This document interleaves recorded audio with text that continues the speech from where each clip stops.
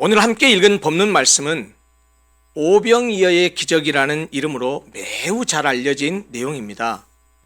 오병이라고 말했을 때 그 말의 뜻은 5오자, 떡병자, 2이자, 그리고 물고기 어자입니다. 보리떡 5개, 물고기 2마리를 한자로 표현한 것이죠. 오병이어로 5,000명을 먹이시고도 남은 조각이 12바구니에 찼던 요한복음에 기록된 이 예수님의 4번째 표적을 우리는 보통 오병이어의 기적이라고 말합니다. 그런데 요한복음에는 예수님이 하나님이시다라는 사실을 알려주는 7개의 표적이 있습니다. 그것을 요한복음에 나타난 7대 표적이라고 말하는데, 그 표적들은 다른 복음서에, 공관복음에 있는 것도 있고 없는 것도 있는데, 유일하게 이 오병이어의 기적은 마태, 마가, 누가, 요한복음 4개의 복음서 모두에 다 기록된 유일한 표적입니다. 본문 1절을 보면 이 오병이어의 기적이 나타난 공간적, 시간적 배경을 알려줍니다. 먼저 1절을 보면 예수께서 디베라의 갈릴리 바다 건너편으로 가시매라는 말을 통해서 오병이어의 기적의 지리적 배경이 소개됩니다. 당시의 사람들은 지중해를 큰 바다라고 불렀고요. 그리고 나머지 물이 모여있는 것을 전부 다 작은 바다라고 불렀습니다. 그럼과 동시에 이들은 바다와 호수를 구분하지 않았습니다. 바다라고도 호칭하기도 하고 호수라고도 호칭하기도 했습니다. 우리 본문의 배경이 되는 갈릴리 바다도 마찬가지입니다. 복음서를 읽다 보면 어떤 것은 갈릴리 바다, 어떤 것은 갈릴리 호수라고도 말을 하지요. 이 갈릴리라는 말은 둥글다라는 뜻입니다. 높은 곳에서 내려다보면 지금 여러분 화면에서 보시다시피 좀 둥그러워요. 이렇게 위에서 내려다보면 둥그스름하기 때문에 그것을 갈릴리라고 불렀는데요. 갈릴리 바다는 갈릴리 호수 외에 다른 명칭으로도 많이 불립니다. 이 모양이 호수의 모양이 하프, 수금과 비슷하다고 해서 수금이라는 뜻을 가진 긴네렛 호수라고도 하고요. 그 긴네렛 호수라는 말이 신약시대에 오면 이것을 게네사렛 호수라고도 불렀습니다. 그뿐만 아니고 호수 서쪽에는 황제의 이름을 딴 티베리우스, 즉 성경에는 디베랴라고 번역을 했는데, 그 디베랴의 명칭을, 그 지명을 따라서 이 갈릴리 바다를 디베랴 바다라고도 말을 하기도 합니다. 명칭은 다 다르지만 지금 화면에 나오는 저 호수를 지칭하는 말입니다. 또 본문 1절은 그 후에라는 말을 통해서 오병이어 기적의 시간적 배경도 소개해 줍니다. 그런데 그 후에라는 말이 마치 바로 앞장에 베데스다 연못에서 38년 된 병자를 치유하신 일, 그 후를 말하는 것처럼 생각될지 모르지만 사실 그 38년 된 병자를 고치신 사건 직후를 말하는 것은 아닙니다. 기억하실지 모르지만 5장에 있었던 베데스다 연못에서 38년 된 병자를 고치신 사건은 유월절 기간 중에 있었습니다. 그런데 오늘 본문 4절을 보십시오. 뭐라고 말합니까?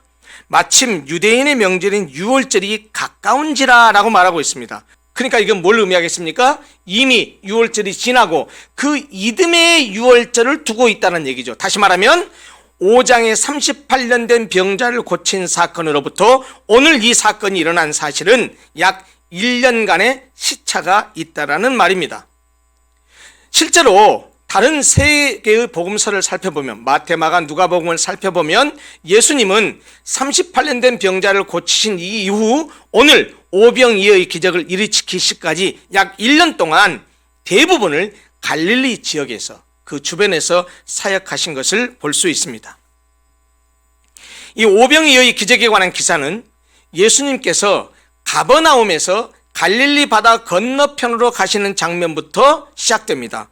그 갈릴리 바다 건너편 베세다라는 곳은 베드로와 그리고 안드레와 빌립의 고향이기도 합니다.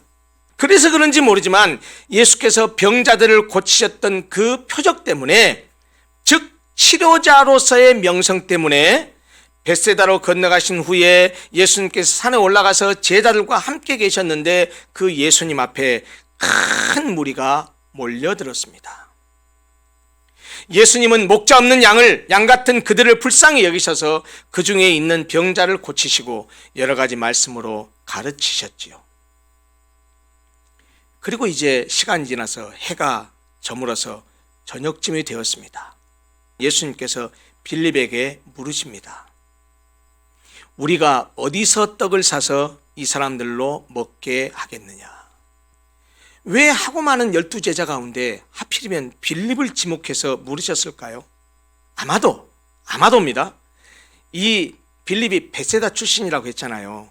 고향이 베세다니까 지금 베세다 광야에서 이 일이 일어났으니까 그곳의 사정과 형편을 잘 알고 있을 빌립에게 아마 예수님께서 지목해서 물으신 것 같아요. 그런데 성경은 정작 그 이유를 달리 말합니다. 6절 보시겠습니까? 이렇게 말씀하시면 친히 어떻게 하실 것을 아시고 빌립을 시험코자 하심이라. 5절에서 어디서 떡을 사서 이 사람들로 먹게 하겠느냐라고 물으셨을 때요, 여기서 어디서 떡을 사서, 떡을 산다라고 말하는 이 사다라는 이 동사, 이 사서로 번역된 헬라어 아고라소멘이라는 단어는 뜻이 본래 어떤 뜻이냐? 사기는 사되 일반적인 구입을 말하는 것이 아니고 시장에서 사는 것을 말합니다. 그러니까 시장에서 사다라는 뜻이란 말이죠. 이미 예수님은 제자들이 이 문제를 해결할 수 없다는 사실을 알고 있었다는 말이에요. 시장 어디에서 5천 명을 먹일 수 있는 이 엄청난 양의 빵을 살 수 있겠습니까? 그리고 또 하나, 예수님은 제자들이 해결할 수 없는 문제를 친히 자기 자신이 어떻게 하실 것을 아셨습니다. 즉 자신의 신적 능력으로 무리를 배불리 할 것임을 아셨다라는 말입니다. 그럼에도 불구하고 빌립을 시험하기 위해서 그런 질문을 하신 것이지요. 그런데 여기서 시험하다는 뜻으로 번역된 헬라어 단어도 조금 살펴볼 필요가 있어요. 페이라존이라는 단어를 썼는데요, 이 말은 요한복음에서 이 단어가 쓰일 때 다른 곳에서는 부정적인 의미로 쓰였어요. 유혹, 시험, 함정이라는 경멸적인 의미로 사용됐지만 여기서는 그런 뜻으로 사용되지 않았어요. 매우 긍정적이고 바람직한 의미로 사용됐습니다. 어떤 의미냐? 구약시대 여러분, 하나님께 시험받은 사람 그러면 딱 떠오른 사람이 하나 있죠. 아브라함. 하나밖에 없는 독자 이삭을 바치라는 명령으로 아브라함을 시험하셨을 때도 아브라함의 믿음을 확인하고 그 믿음을 강화하기 위해서 그렇게 하셨는데, 빌립에게도 시험하셨다는 말은 바로 그런 뜻입니다. 빌립의 신앙을 강화하기 위한 의미로 이 시험이라는 단어를 사용하셨습니다. 빌립의 신앙을 더욱 돈독하게 해주실 뿐만 아니라 해결할 수 없는 문제를 해결하여 주시고자 빌립에게 이런 질문을 하셨다라는 이야기죠. 어디서 떡을 사서 이 사람들로 먹게 하겠느냐라는 예수님의 질문에 빌립이 어떻게 대답했습니까? 이렇게 대답합니다.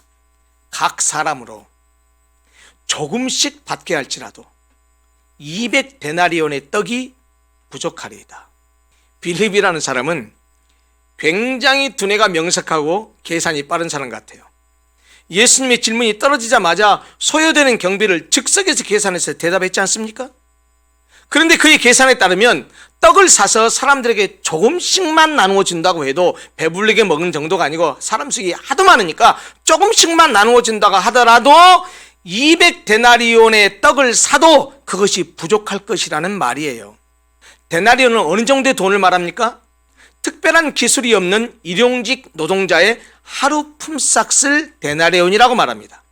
그러니 200데나리온은 건강한 사람이, 일용직 노동자가 200일을 일해서 얻는 품삯을 말합니다.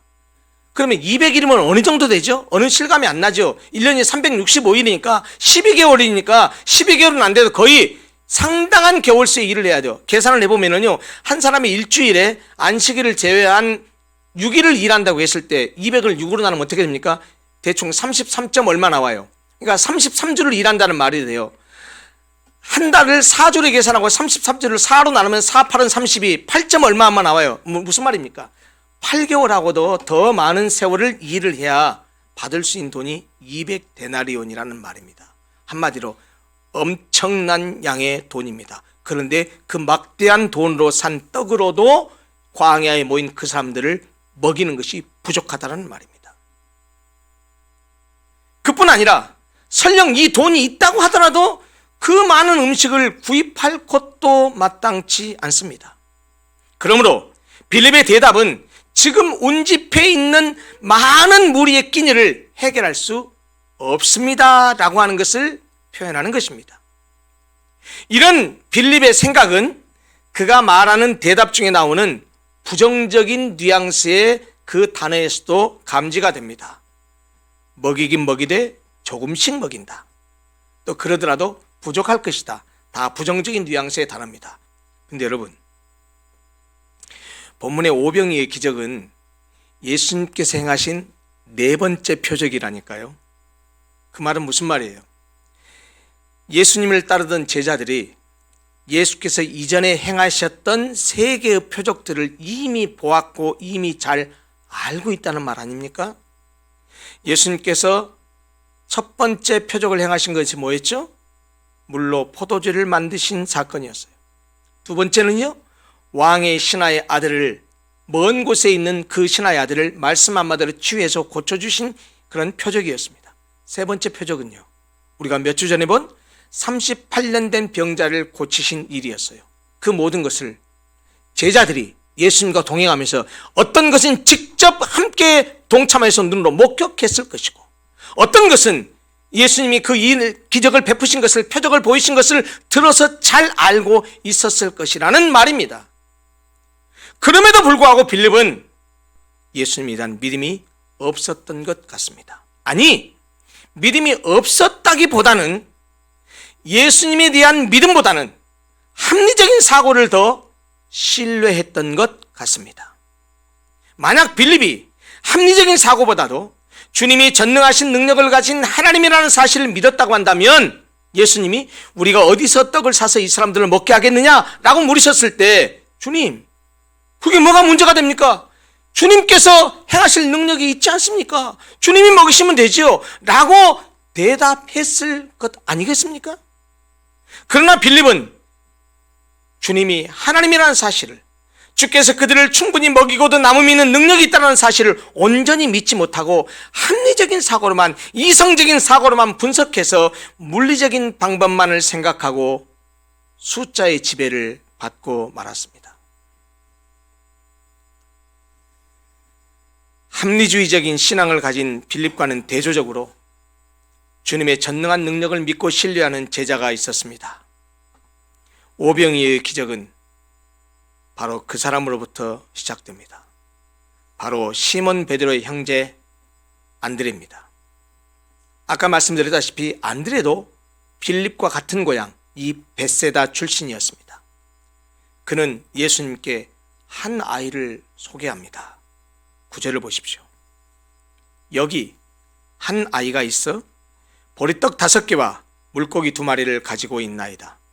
그러나 그것이 이 많은 사람에게 얼마나 되겠사옵나이까? 여러분, 안드레의 이 말 가운데요, 눈여겨볼 필요가 있는 단어가 있습니다. 바로 여기입니다. 여기라는 말을 눈여겨볼 필요가 있습니다. 예수님이 뭐라고 물으셨습니까? 어디서 떡을 구할 것인가를 물었습니다. 어디서? 빌립은 그 어디서에 대해서 뭐라고 대답했죠? 떡을 구할 수 있는 가장 현실적인 출처로 돈을 이야기했습니다. 200데나리온. 그러나 안드레는 그것에 모인 사람들을 먹일 수 있는 능력의 원천은 돈이 아니고 오직 예수님밖에 없다라는 것을 알았습니다.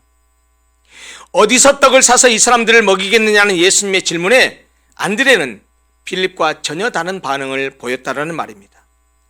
안드레는 절망적인 상황에서도 보리떡 5개와 물고기 2마리가 든 한 아이의 보잘것없는 도시락을 발견하고 여기 있습니다 라고 하면서, 여기라고 하면서 그것을 주님께 가져왔습니다. 사실 그것은 안드레가 지참해온 것도 아닙니다. 그것은 어린아이에게 있던 것입니다. 그는 그것을 단지 가지고 있는 그 어린아이를 예수님께 소개하면서 그 보리떡 5개 물고기 2마리를 주님께 내어놓은 것 뿐입니다.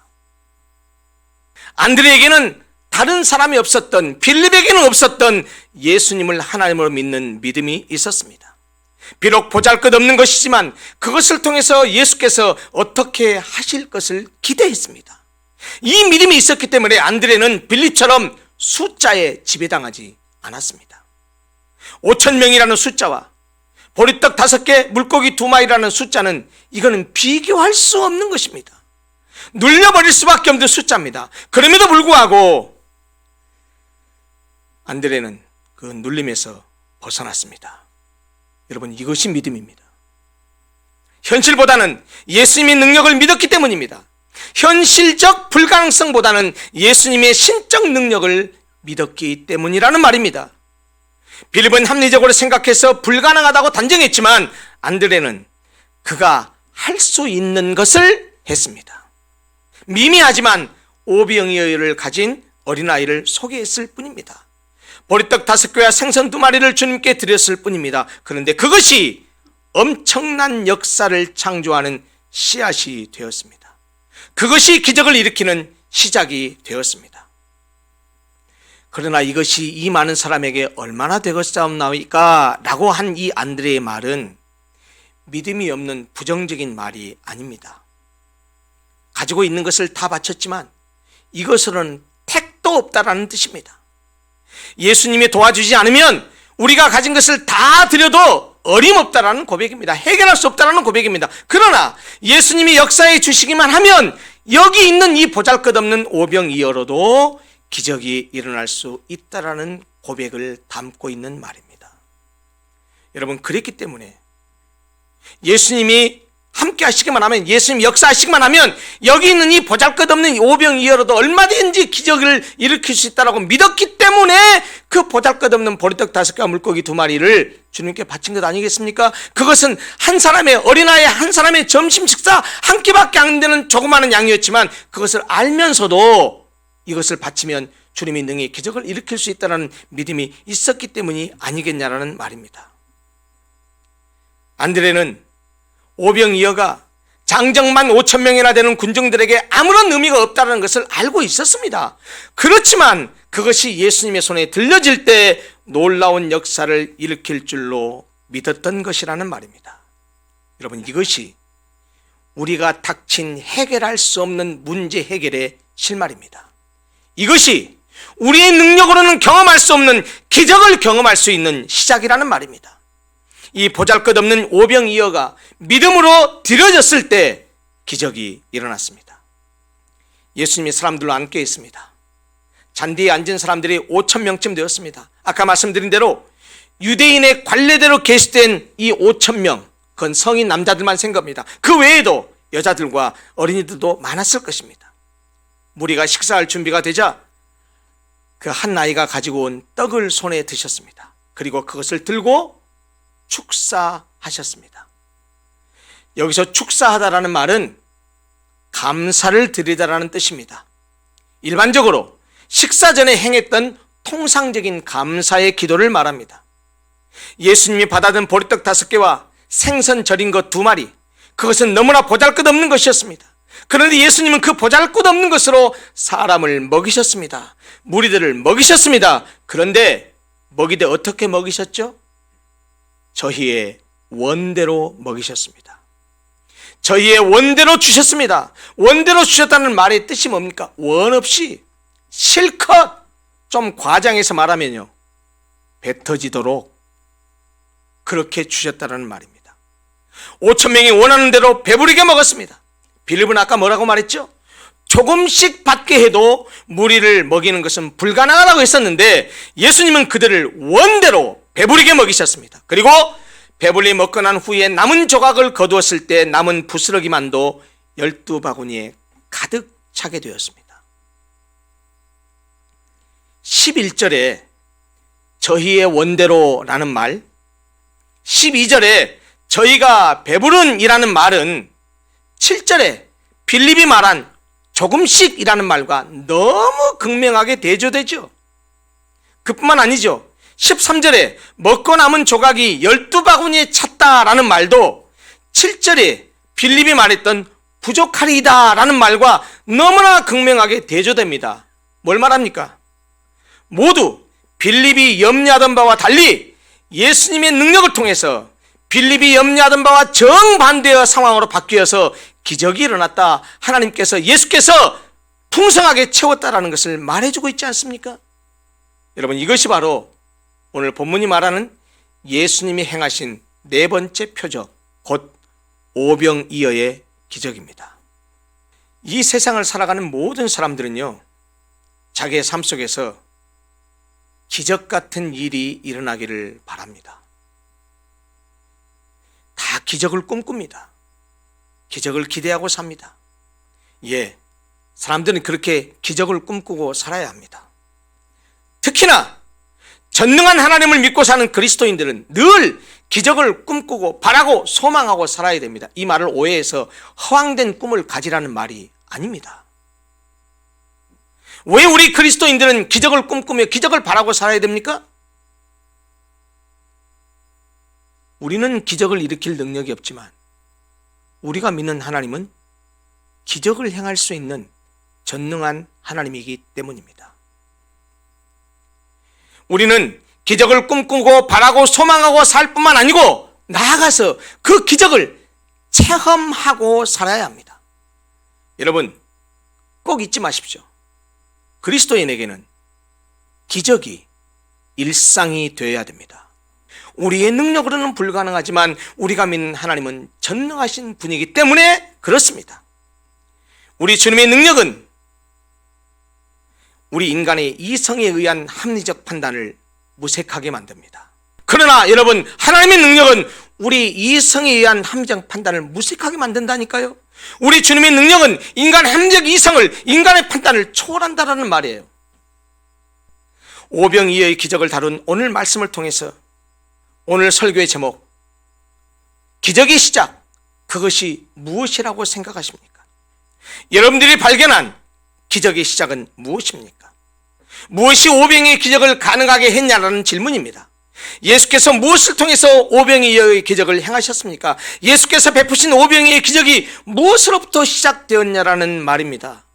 예, 5,000명을 먹이신 이 기적은 어린아이가 가진 보잘것없는 보리떡 5개, 물고기 2마리, 이것이 믿음으로 드려졌을 때 일어났습니다.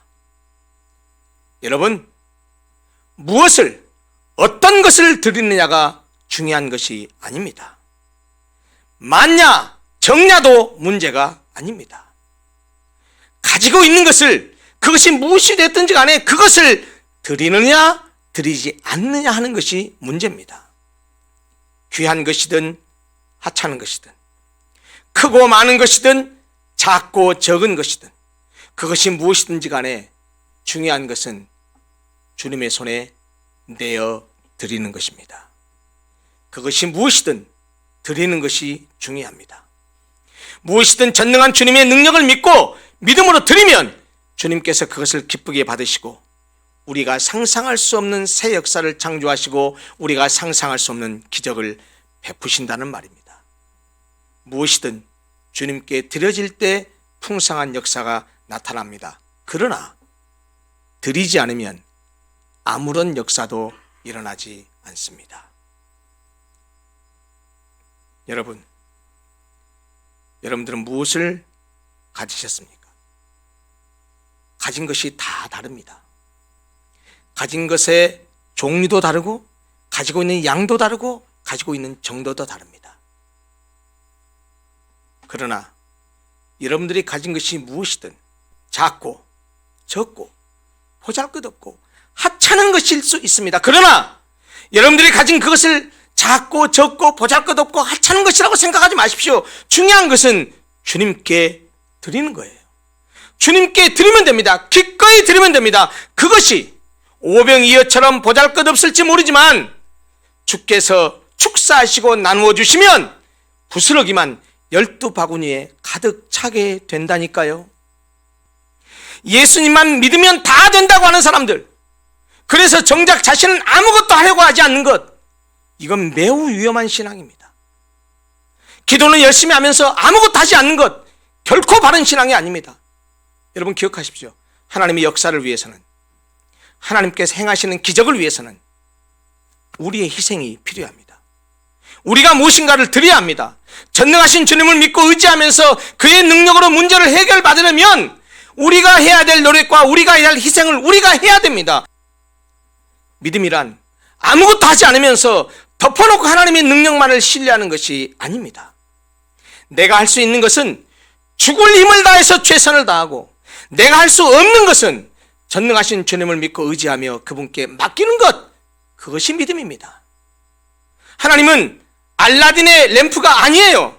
믿음만 있으면 하나님이 모두 해결해 주신다고 믿고 아무것도 하지 않는 것, 그런 신앙은요, 마술적 신앙입니다. 미신적 신앙입니다. 신비적 신앙입니다. 한마디로 말하면 불건전한 신앙이에요. 하나님은 우리가 할 수 있는 것을 하면서 그분의 능력을 구할 때 역사하십니다. 우리가 아무것도 하지 않으면 하나님도 일하지 않아요. 우리가 일할 때, 우리가 희생할 때, 우리가 가진 것을 내어드릴 때 하나님께서 우리와 함께 우리를 통해서 역사하십니다. 이제 여러분들은 오늘 이 설교 앞에서 스스로에게 물으셔야 됩니다. 내가 가진 오병이어는 무엇인가? 나는 무엇을 드릴 수 있는가? 우리에게는 작고 볼품없고 보잘것없지만 이 어린아이가 내놓았던 보리떡 5개, 물고기 2마리처럼 우리는 그래도 주님께 내어드릴 것이 있습니다. 그것을 주님께 내어드리느냐 마느냐가 중요합니다. 기적의 시작은 무엇이었습니까? 어린아이가 드린 오병이어로 5,000명이 배불리 먹었던 것처럼 예수님은 우리가 드리는 무엇인가를 통해서 하나님의 나라를, 우리를 위한 희생을 통해서, 하나님의 나라를 위한 우리의 희생, 하나님의 나라를 위한 우리의 헌신, 하나님의 나라는 우리의 드림, 이것을 통해서 우리 교회가 위치하고 있는 이 송도에 유리하고 방황하는 영혼들을, 아니 더 나아가서는 이 땅의 진리를 찾아 헤매는 영혼들을 배불리 먹이기를 원하십니다. 예수님의 풍성한 역사는, 예수님이 일으키는, 하나님께서 일으키시는 상상할 수 없는 기적은 보잘것없는 오병이어를 믿음으로 드릴 때 시작되었습니다. 기적의 시작, 그것은 나로부터 시작할 수 있습니다. 기적의 시작, 그것은 내가 드리는 보잘것없는 오병이어에서부터 시작할 수 있습니다. 이제 여러분 스스로에게 물어보고 대답하십시오. 내가 드릴 오병이어는 무엇입니까? 기도하겠습니다.